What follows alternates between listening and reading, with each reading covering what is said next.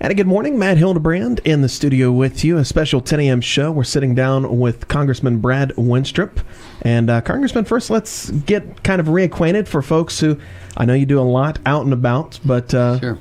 Folks want to know who you are, what you're all about. Well, I'm all about being the congressman for the 2nd District of Ohio, and proud to represent the people of this great district, and glad to be with you today, Matt. As you know, I am in my 2nd term, and I serve on the Armed Services Committee, the VA Committee, and the Intelligence Committee, and as a physician, I sit on the Doctors Caucus in Washington. So I keep very busy, enjoy it very much. I have a wife and one son who's 2 years old, and we're looking forward to the 4th of July weekend. Fantastic. Well, that's kind of the very basics. You're a busy guy, family guy.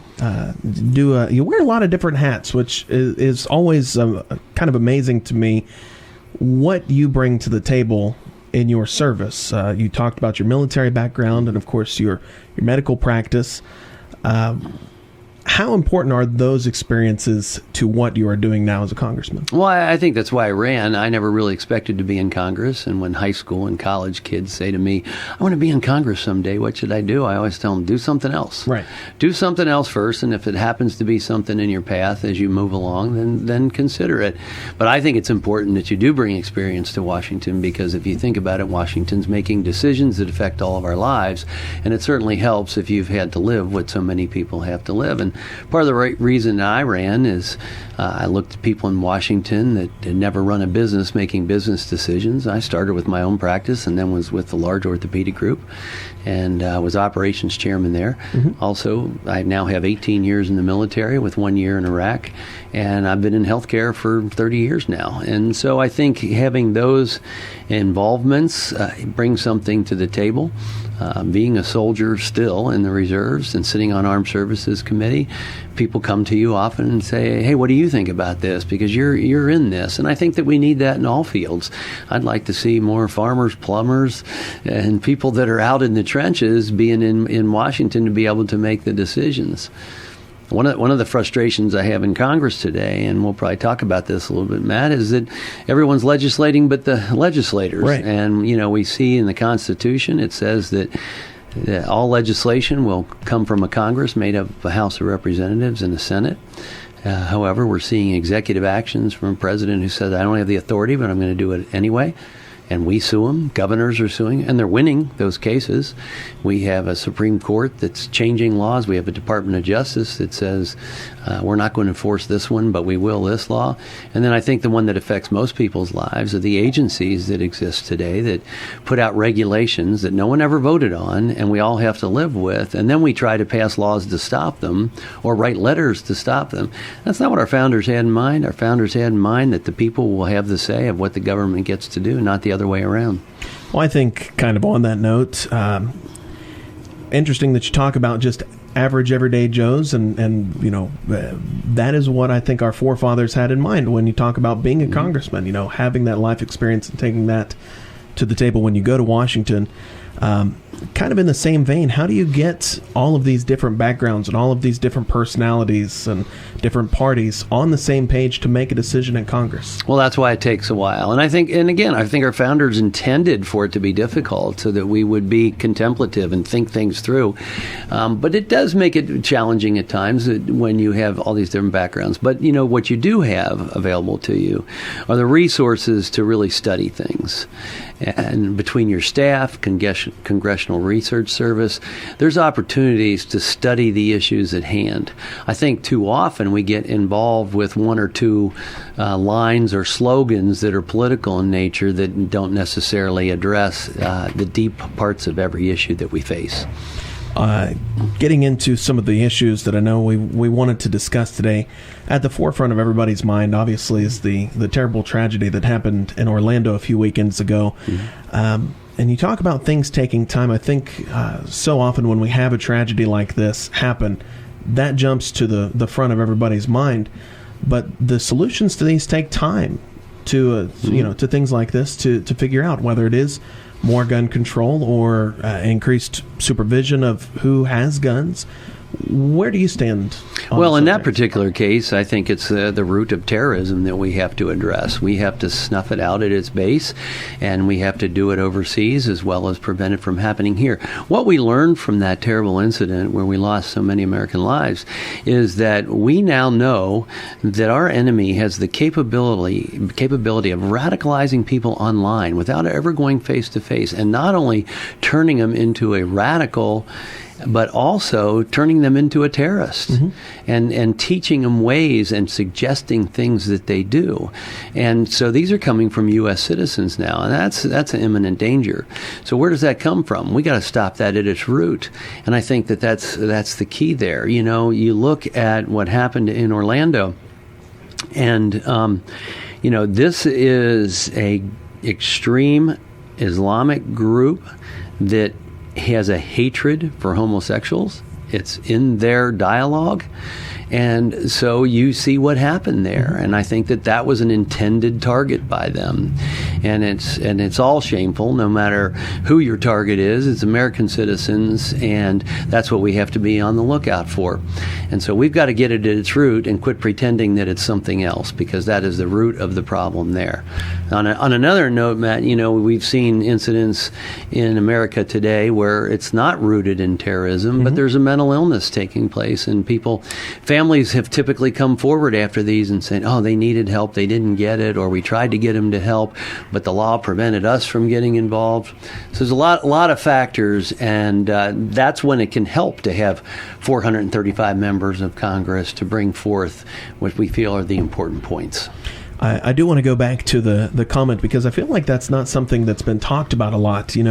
We've talked about gun control and gun laws and things like that, but something that hasn't come to the forefront is radicalization through social media. Where does the responsibility lie in that? Is it the social media sites and their CEOs, or does that fall to Congress to pass a law, helping to restrict those kinds of things? Well, if you think about World War II, every American did what they could to try and win that war. No matter what it was, from paper drives to whatever the case may be, everyone was vigilant. Everyone had their role. We're much more international now today, and when you look at social media, that's not just within the United States, obviously. Sure. That's international.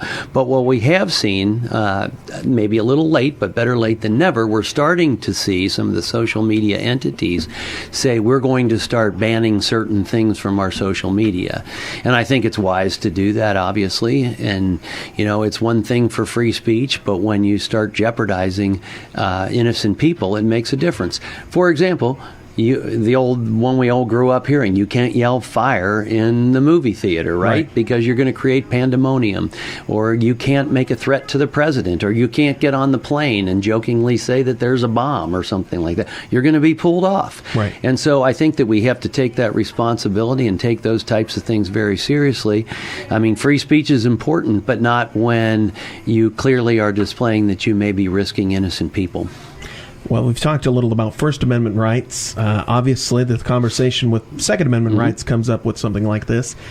Is there more that could be done as far as, you talked again on mental health issues, creating a list like that's been discussed quite often of people who need to have stricter background checks? Well, we could go into a lot of detail on mental health for a minute. I'll just touch briefly on it. In the House, psychologist and Congressman Tim Murphy, again, another example of somebody who's done something else, has put together a very good mental health bill because so many people are often limited on access to mental health. And do we have enough providers to take care of those that are suffering from depression and other things?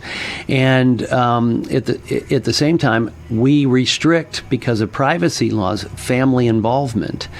And I think that we need to allow families to be involved based on a doctor's good judgment on behalf of their patient. But there's a responsibility that goes with that, obviously, is when it comes to privacy. And we have to address that on the mental health front. And so I think that bill is a point in the right direction for us in America. When it comes to the other components of terrorism, again, and gun control, well, I haven't seen where someone who is willing to go out and murder people is really going to pay attention to a gun law. Mm-hmm. We have over 300 million guns in the country today, and people will get them one way or another. We've seen attacks with bombs, we've seen attacks with knives, and we've seen attacks with guns.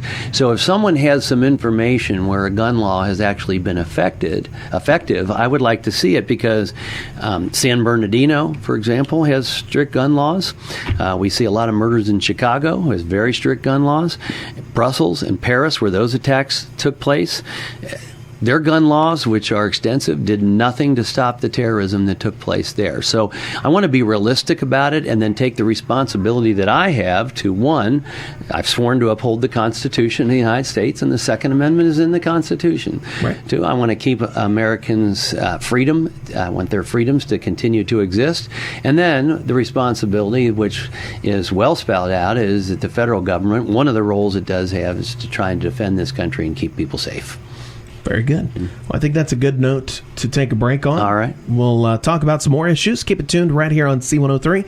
Again, we have Congressman Brad Wenstrup in with us this morning. We'll be back after this.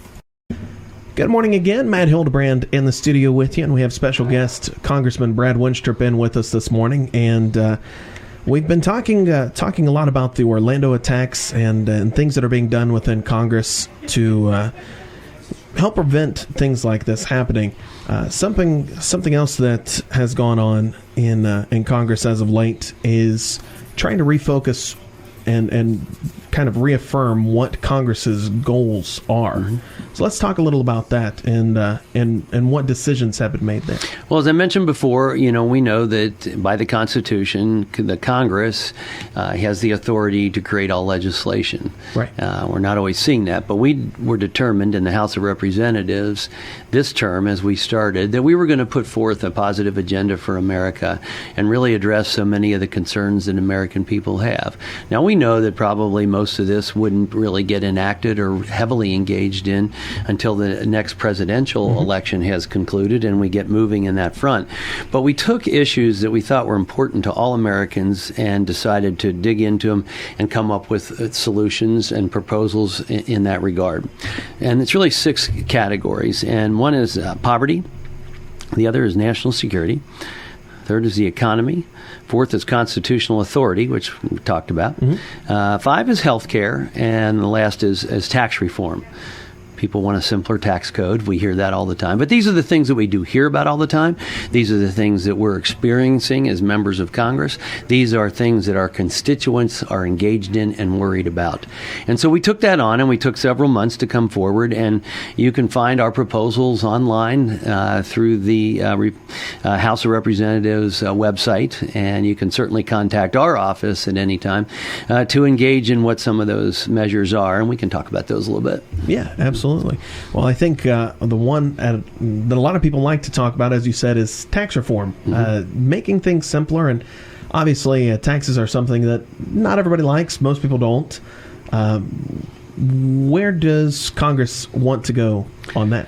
Well, we want to simplify the tax code and make it more fair for all Americans. And one of the outstanding statistics that I've seen is that Americans spend 6 billion hours and $160 billion each year trying to solve working through filing their taxes. All right. Now so that's a huge chunk of change. That is a huge chunk of change just to try and file your taxes. Right. And it can be a lot simpler.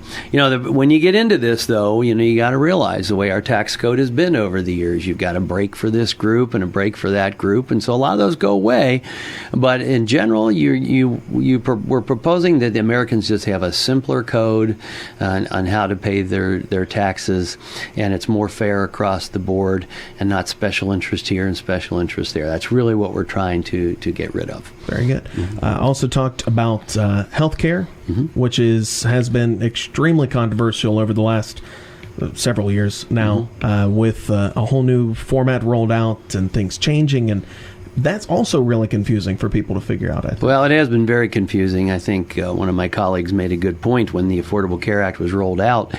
He said it would have been nice to have seen the president and his wife online trying to sign up for the Affordable Care Act, but they have their own plan. And by the way, Congress is in the Affordable Care Act, but the president and vice president are not, Supreme Court's not, and your federal employees are not. So but Congress did you and have to navigate this? Yes, we did. Yeah, yes, we did. And I will tell you, I won't lie, being in Washington and being part of the government as a member, you can get answers a little bit easier. Well, sure. So if we thought it was tough, I know the average American really struggled with it, and we did. And so like I said, it wasn't easy for us either, but I can only imagine for those that just had no idea of where to turn, how difficult that was. And now it's up and running, but we see that the insurance companies are dropping out. We are seeing the exchanges basically fail. We've had lawsuits against it. Since this has started, we've had businesses have to change their business model. We see people going to part-time. I am sure that it helps some people. I want a program like Medicaid to survive. I want those in greatest need to be able to have access to health care and quality health care. I don't want them just to have to go to the emergency room and call that their health care system. I want all Americans to have a doctor that they can call their own. And so those are the types of things that we want to address. And if we're saying more people have insurance because now more people have Medicaid, I don't think we're going in the right direction. And the fewer people we have on Medicaid in a better system, then the more we can help those that need to be on Medicaid, if that makes sense to you. Sure. There's more funds available and things like that. So we really want to drive people in another direction and to have things that work. And some of the things that we're proposing are allowing insurance companies to be back in a free market rather than a government-run exchange. Let people buy the type of policy that they want that works best for them, not the one the government says they have to buy. Increase competition across state lines. Why do you think you get pretty competitive rates when it comes to car insurance, et cetera? Because you're seeing commercials all the time. If you buy from Geico, that's a lizard in New Jersey, and you're here in Ohio. But healthcare can't do that right now. They're all within the state. So competition helps always. If you can, especially as a young person, start putting pre-tax dollars into a health savings account and let that build up, then you might not mind paying for a lower cost insurance plan that has a high deductible because you've put money away, pre-tax dollars. And also, as you buy insurance, let individuals have the same benefit that businesses have, and that is to make a tax-exempt purchase, that you can do it that way, and also allow people to band together to buy in group. You can always buy greater in volume. So those are the things that are part of the program that we want to push out, and long time in coming, and it would take a while to turn back the wheels of what's taken place, but I think that we can do it. And again, with the goal of people truly having an insurance plan and being able to see the doctor that they want and get the care that they need. Yeah, and that I know is the biggest part of that, just being able to kind of afford health care once again. Yeah, and as a doctor, I can tell you want to have a system in place that make people want to be a doctor. Right. Because the government has come in and said you have to have this electronic medical record or you're being penalized. You have to give us all this data that often has nothing to do with what you're treating the patient for. You have to give us all this data or we're going to pay you less. That is driving a lot of people out of practice for a couple of reasons. One, it's cumbersome and they can't spend the time with the patients they wanted to. And two, because they can't spend the time with the patients they wanted to, it's harder to keep their doors open. I think you bring a really interesting perspective on that specific topic, having been in practice and still practicing. Well, we were meeting with some people from the Center for Medicaid and Medicare Services, and she was an MD, and she was saying, well, these programs, electronic record, meaningful use, they're all really starting to work. And we kind of looked at each other as doctors in the House of Representatives. About 15 members were present. And I said, do you know why so many of us decided to run for Congress? Because you've really taken the joy out of being able to take care of people in the way that you'd like to. Right. And I said, that's why we're here. So we're not real thrilled with you saying this stuff is starting to work, because it's not working for the doctor and their patient, which is our number one priority. Right. We've touched a little on constitutional authority and national security. Obviously, the economy, it feels like, and I think the general consensus is, it feels like things have really started to turn around from the big recession that hit in 2008. Is that the general consensus within Congress? Or? I think we could do a whole lot more. I mean, we're seeing a slight turnaround, but it's one of the slowest recoveries ever in the history of the United States. Sure. And we, as you see unemployment numbers go down, a lot of those numbers are because people quit looking. Right. And so that's what I talk about when we say what's really going on and what are we using as a soundbite. And so I don't think that a lot of people that have quit working really wanted to, but felt that was their best option. And that's what we don't want. And we want to implement things that create an environment that will encourage businesses to grow and to be able to hire. And we have laws in place like the Affordable Care Act that make that more difficult. And there are other regulations that are out there that are making it more difficult. And we put a lot of regulations on our banking and our community banks. And if you want to start your small business, it's a lot tougher to get that startup kind of money that you could in the past. And it's really near and dear to my heart in the 2nd District of Ohio because we have so many small communities.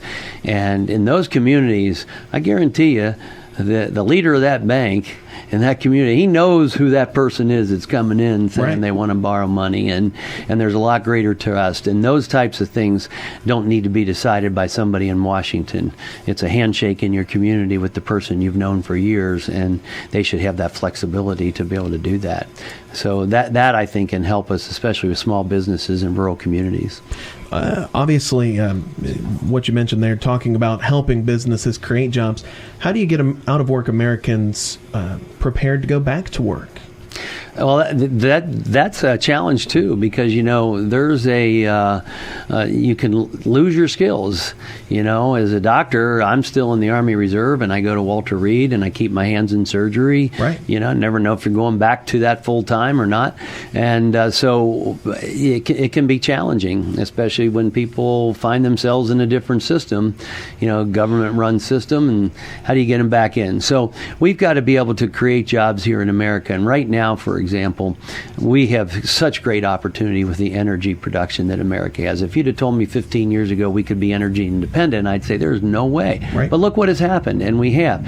We've been able to break that reliance on the Middle East and make it here at home, and even to the point of exporting energy, where we can help countries that have been dependent on Russia can now come to us, and they don't really want to be dependent on Russia. But here locally, when you're talking about the jobs, we can bring more jobs here if we change our tax structure and make it more feasible to have your company here in the United States, and especially on top of the notion that energy can cost a whole lot less in the United States today. While we're on the subject of energy, and it's not really something we have listed here, but seeing a big push for green energy, or at least cleaner energy, mm-hmm. Where do you stand on that? Being, in an area where obviously coal is definitely king. It's something that's a necessity to everyday life. Is it something you would like to continue to see maybe move away from, or just do it better? Well, I'd like to see that we make sense out of what we're doing. In other words, we now export coal to places that don't burn it nearly as cleanly as we do. Right. And coal is still our number one source, and we put a lot of people out.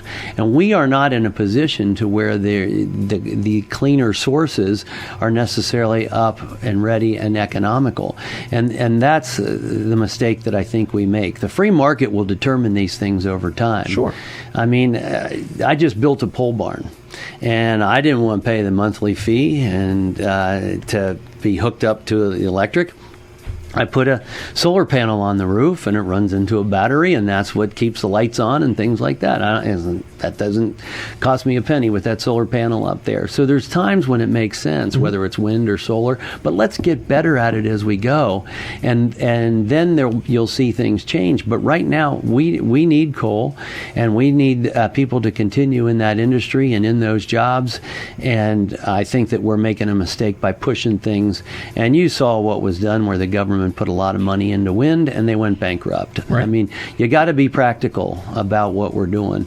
And it kind of makes me chuckle at sometimes with people that have a purely electric car. Well, that's fine. I'm okay with that. That certainly is cleaner out on the road. But at the same time, how are they charging that? Okay, someone's burning coal to charge that car. So let's be realistic about what actually is taking place. Let's take a look at what works. And as clean energy develops, then like anything else, it gets more efficient and the cost comes down. And we'll see where the free market takes us. That's what's made America great over the years, is free market on all of our entities. Very good.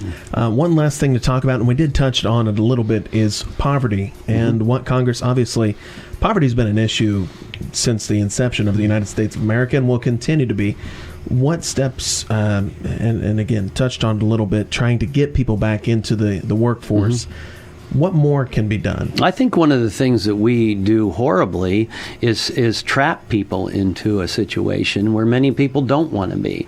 I hear time and time again from people that say, I am benefiting from the programs that our country has put forward for us, but I'd rather be working. But I have found that if I take a job, that I lose everything, and I end up worse off than I was. And that makes no sense to me, and that's what we have to change. And I'm working on that in a bipartisan way to say, look, if anybody's on our programs that help you out from the government, and you take a job, you will not be punished. You will come out ahead. And so if you take a low-paying job, maybe nothing is taken away. Say you get a raise. Okay, if the raise keeps going up, maybe we tweak back a little bit of the benefits that you are getting from the government, but you keep coming out ahead. And maybe there's a point in time where you say, you know what, I'm so far ahead, I don't need any government programs anymore. But I'll give you an example. In Cincinnati, Bethany House is a home for women, mostly single women, many with kids. They have been subject, many of them, to domestic violence. And the nun who runs that has told me so many of these women have been offered jobs, but if they take it, their kids lose their Medicaid. Well, they can't do that. Right. It's not the right decision for them or their family. They should be able to take it where the kids don't lose that, and they can continue to advance and grow and find their way to get out of this cycle. So that's one of the main things I'm working on. So definitely leaning a lot more toward weaning off rather than just cutting off. Yeah, I mean, the fact is we all could find ourselves in this situation someday.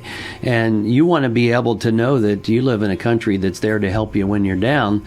But, let's be on the other side of it and pay it back when you're up, where you can come back out of this and be the taxpayer. I did see a gentleman who actually had been in prison 3 times. Somebody gave him a chance at a job, and he was given a speech about it, and he said, I'm a taxpayer for the first time in my life. And he was proud of that. Yeah. He was proud to be contributing. I think that's human nature. So we've got to give Americans opportunities to do more to break this cycle of poverty that they're in. There's people that find themselves in that situation, and they'll do anything, even take less to get out of it. There's those that do the math and say, I get more for doing nothing, and you want 8 hours a day from me. We will always have Americans that are either mentally or physically unable, and we want to help them. But we also have Americans today that don't know anything different. And to me, and to them, their economic opportunity is, how do I get my food stamps, my housing, my health care, my welfare? Instead of, okay, I've got these things, but now how do I advance out of them and provide for myself and my family? And I think that's deep within everyone's heart if they have that opportunity. But some, I think, don't know that the opportunity exists, and we got to let them know that they can do it. That also, I think, kind of segues into education and making sure that everybody is educated well in our country. Mm-hmm. And there's no doubt about it. I mean, education or a skill, those are the things that allow you to live the American dream. Mm-hmm. And so education is a part of all these packages, especially our poverty package, right. that we put out in the House, is to try and assure that people are getting access to education. I think people should be able to have the choice of going to school wherever they want. I believe in vouchers. I don't think your educational outcome should be determined by where you live.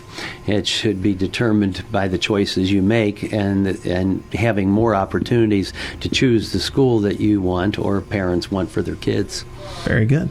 Well, again, Congressman Brad Wenstrup in with us this morning. We are going to take another quick break. When we come back, we're going to talk some more issues. Be sure and keep it tuned right here on C103. Welcome back, folks. Matt Hilderbrand in the studio with you with Congressman Brad Wenstrup, and glad you could join us here this morning. We've talked about a lot of issues that are facing Americans. Let's focus on one that definitely hits very close to home for a lot of us here, and that is obviously the ongoing drug epidemic here in Southern Ohio that has kind of grown from one thing to another. We saw a huge prescription drug abuse battle that has segued into heroin and even worse things as time goes on. Obviously, there's a lot of work being done in Congress to help battle this. Where do you see yourself working with our local entities to help to fight this? Well, I think you're not going to have success unless you do deal with the local entities, because we're talking about our friends, neighbors, relatives, brothers, sisters, and in some cases, parents. And I've learned that firsthand. As a physician, I was always very tight when it came to narcotics. I really was. As a matter of fact, I was kind of touched a couple months ago when a gentleman came up to me and said, my friend wanted me to tell you her story if I ever met you. And he said she was terribly addicted to prescription drugs and she'd go from doctor to doctor. She came to you one time and you didn't give her any.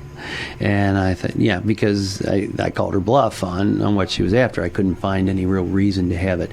We made mistakes over the years, but we've got to change this still, where what they equated as a successful doctor is, did you take away somebody's pain completely? And, we don't want to see anybody in pain, but at the same time, pain is a diagnostic tool, right? What's a doctor always say? Show me where it hurts, right? Sure. Well, if nothing hurts, you can't use that as a diagnostic tool, but nonetheless, it became too important to just eradicate the pain completely, and that was success. And although we want to limit pain, there's a lot of ways you can limit pain today, but also, get to the root cause of what's causing pain. And so we put too much emphasis on that, and it was just too easy. Just write a prescription, go. And I will tell you, some doctors would say, the weekend's coming up. I'm going to make sure you have plenty. And write too many, and these things are sitting around. And whether it was that patient that started taking too many, or it's kids that pick it up out of the medicine cabinet, that was the problem. Some people, obviously, their addiction gradually grows as they go from one recreational drug to another. So it isn't all what doctors have done. And now today we're able in Ohio to see who's prescribing what. If you have a suspicion that someone may be getting medication from someone else, not you, you can find that out online and even cross over with the VA, which took us a couple years to get that. So heroin is the problem. It's terribly addictive. And I tell people, you are so dependent on this. I said, think about what you would feel like and what you would do for food if you hadn't eaten in 5 or 6 days. And this is every day for the heroin addict. Right. And so that leads to crime and everything else, whatever they can do to make the money to get what they need and to move on. So we have to fight it on several fronts. And truthfully, when you talk to the sheriffs, they say most of it's coming across the border. So that's a federal issue, right? I mean, that's the one thing that we need to address is our borders, not just the southern, but north and south and through our ports. How are these drugs getting into our country? Because most of them are coming from outside.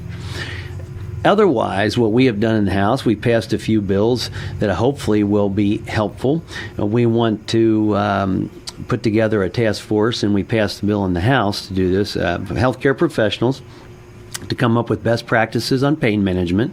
And really, I think for chronic pain, I always told my patients, I'll treat acute pain, things that just happen now, but if you have long-term pain, you need to see a specialist for that and manage things that way. So we want to make sure that physicians are up to speed on prescribing and treating.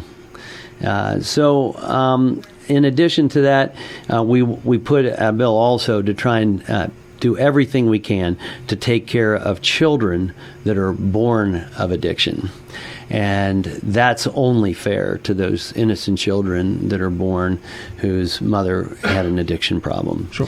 But most of the effort really has to come at a local level. I applaud Sheriff Kimmy Rogers, who has done so much to reach out to kids. He said, I'm not going to break this problem by putting people in jail only.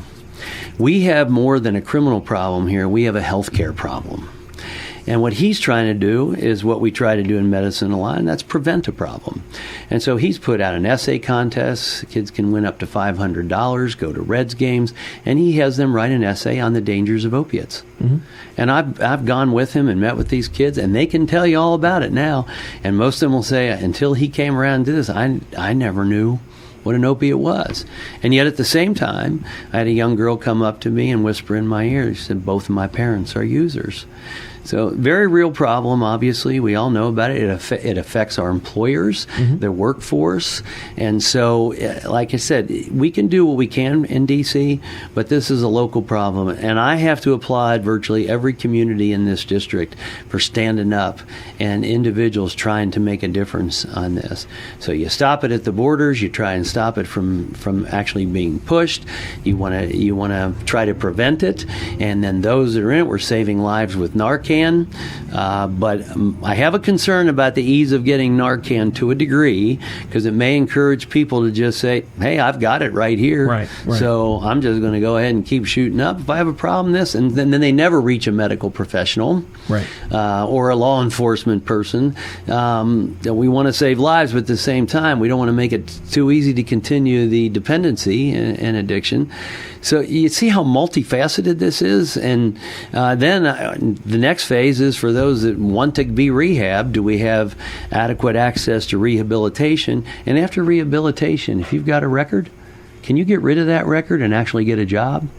Or can you get a job with that record? And so I do see programs that are starting up where companies said, we will give that person a second chance. Cincinnati Works in Cincinnati has a program like that. And people have to buy into the program, but it gives them an opportunity to break that cycle. Well, you talked about Adams County Sheriff Kimmy Rogers, who does so much preventative work. You also have entities like the Brown County Major Drug and Task Force, Major Crimes and Drug Task Force, that does so much work in helping to kind of weed out the criminal aspect of this. Where are entities like that? Are they getting help from Congress? Is there, again, more to be done to help the on the criminal side of things? Well, it could be. Congress, of course, is $19 trillion. Or Congress, the United States Treasury is $19 trillion in debt. Right. So throwing money at something isn't always it, but you do need some funds to be able to do the things that you need to do. And some of that can come from state and just local communities saying, we're going to do something about it. I think you can see, and we are seeing, that businesses want to get involved with being helpful. Sure. Financially. They got to have a workforce. They want their businesses to go on. So they're in favor of trying to do what we can in the local community to be successful. So we've got a lot of people that are trying to do great things, and we can be very proud of that. But we're fighting a real menace in this heroin addiction problem. And again, you talked so many times about it, such a multifaceted thing that I think it really does take all entities working together. It does. You're not going to. I don't see many things being solved in Washington anyway. But what I want Washington to do is empower the American people to be able to manage some of these problems and us not get in their way. Be as helpful as we possibly can. That's feasible. That makes sense with some of the things that we have passed. And at the same time, let the people that have the boots on the ground, that are looking at the people that they know and love, and try and make a difference there. Very good. Well, let's turn to some lighter fare. We've covered a lot of different topics, and I don't want everything to be doom and gloom here. Obviously, the 4th of July weekend coming up. Really excited. You and your wife and son have plans? We've got a lot of stuff happening here in the 2nd District. Yeah, we got a lot of parade opportunities, you might imagine, and we'll be hitting that. We'll be at the Festival of Bells this weekend, Friday night. But, 4th of July, let's all take a minute to be with our families. Let's take some of that time to appreciate all that we do have as a country. And, we were saying gloom and doom, but one thing that America has done time and time again is when we have a down cycle, cycle, we find a way to pull out of it. Right. And that only comes from the goodness of the American people that we're seeing. So spend time with those people this weekend. It's 4th of July, it's summertime, it's a great opportunity to really band together as a community, which we have done so often in America. Well, again, kind of going back, we'll close it out talking about all of the different hats you wear, being, husband and father, being a doctor, and being a soldier. What does Independence Day mean to you? More and more each year, actually. It really does. And I think even more so having gone to war.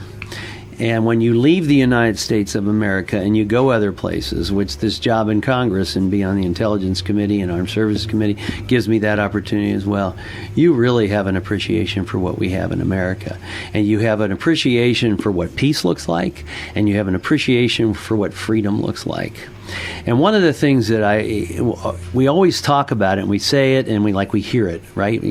Hey, let's never forget our troops, and they're the ones who fought for this country. No politician ever did it, and I agree with that. It's really our troops that have given us the freedom that we enjoy.